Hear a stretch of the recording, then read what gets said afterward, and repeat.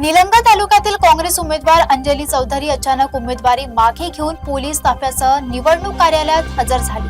24 जानेवारी पासून बेपत्ता असलेल्या अंजलीवर काँग्रेसने अपहरणाचा आरोप केला होता। लातूर जिल्ह्यातील निलंगा तालुक्यात राजकारणाला हादरवणारी घटना घडली आहे। तंबाळा जिल्हा परिषद गटाच्या काँग्रेस उमेदवार अंजली म्हणजेच अंजना सुनील चौधरी या 24 जानेवारी पासून बेपत्ता होत्या। या दरम्यान काँग्रेस नेते आणि माजी मंत्री अमित देशमुख यांनी आरोप केला होता की हळदी कुंकवाच्या कार्यक्रमातून गुंडांनी त्यांचं अपहरण केलंय। बेपत्ता झाल्यानंतर तब्बल 3 दिवसांनी अर्ज मागे घेण्याच्या शेवटच्या दिवशी मंगळवारी अंजली चौधरी या सुमारे 20 ते 25 वाहनांच्या मोठ्या पोलीस ताफ्यासह थेट निवडणूक कार्यालयात दाखल झाल्या। कडक पोलीस बंदोबस्तात त्यांनी आपला उमेदवारी अर्ज मागे घेतला।